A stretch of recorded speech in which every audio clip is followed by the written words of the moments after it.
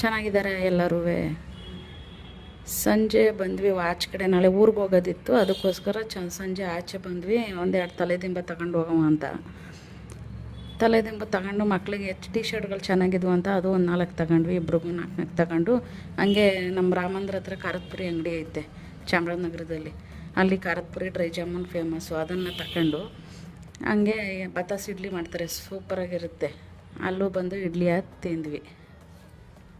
ಇಡ್ಲಿ ಮಾತ್ರ ಇರೋದು. ಚಟ್ನಿ ಖಾರ ಸಿಕ್ಕಾಬಟ್ಟೆ, ಬಟ್ ಇಡ್ಲಿ ತುಂಬ ಸಾಫ್ಟ್ ಇದೆ. ಒಂದು ಇಡ್ಲಿ ಒಂದೇ ಬಾಯಿಗೆ ಹಾಕ್ಕೋಬೋದು.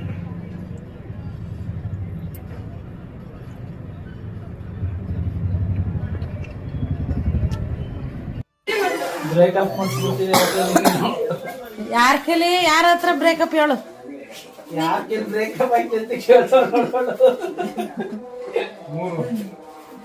ನೀ ಅಂದಿಲ್ಲ ಬ್ರೇಕಪ್ ಮಾಡಿಸ್ತೀಯ ಅಂತ.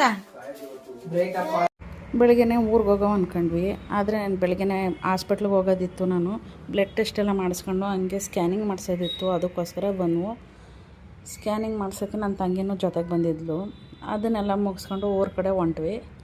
ಅಂದಿವೆ ಬರ್ತಾ ಸೌತೆಕಾಯಿ ಪೈನಾಪಲ್ ಎಲ್ಲ ತಿನ್ಕೊಂಡವ ಹೊರಟ್ವಿ.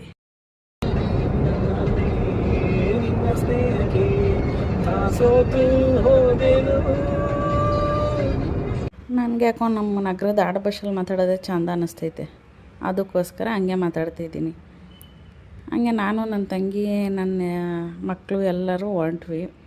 ನನ್ನ ಗಂಡ ಕಾರ್ ಓಡಿಸ್ಬೇಕು, ನಿನ್ನ ನೋಡೋಕ್ಕಾಗಲ್ಲ ಅಂತ ಅಂತವ್ರೆ.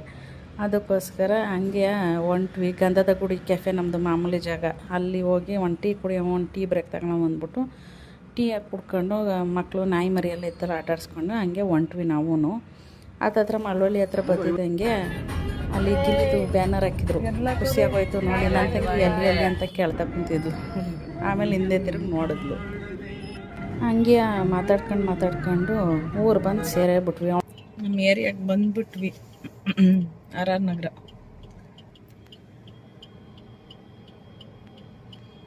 ಹಾಲು ತಗೊಳ್ತಾ ಇದ್ದಾರೆ. ಬೆಳಗ್ಗೆಗೂ ಹಾಲು ಬೇಕಲ್ವ, ಸೊ ಇವಾಗ ಒಟ್ಟಿಗೆ ತೊಗೊಂಡು ಹೋಗೋಣ ಅಂತ. ನಾವಿರೋದು 3rd ಫ್ಲೋರಲ್ಲಿ, ಸೊ ಹತ್ತೋದು ಇಳಿಯೋದು ಸ್ವಲ್ಪ ಕಷ್ಟ ಆಗುತ್ತೆ. ಅದಕ್ಕೋಸ್ಕರ ಹೋಗಿ ಅಡುಗೆ ಬೇರೆ ಮಾಡಬೇಕು, ಏನು ಮಾಡೋದಂತ ಗೊತ್ತಾಗ್ತಾ ಇಲ್ಲ. ನೋಡೋಣ, ಏನೋ ಒಂದು ಬೇಳೆ ಸಾರು ರಸಮ್ಮು ಏನೋ ಒಂದು ಮಾಡ್ಕೊಂಡ್ರೆ ಆಯಿತು. ನಾನು ಅಡುಗೆ ಮಾಡೋ ಥರ ಬಿಲ್ಡಪ್ ಕೊಟ್ಟು, ಆದರೆ ನನ್ನ ಗಂಡನೇ ಮಾಡಿಕೊಟ್ಟಿದ್ದು ಅಡುಗೆಯ ತಿನ್ಕೊಂಡಮ್ಮ ಮಲ್ಕೊಂಡು.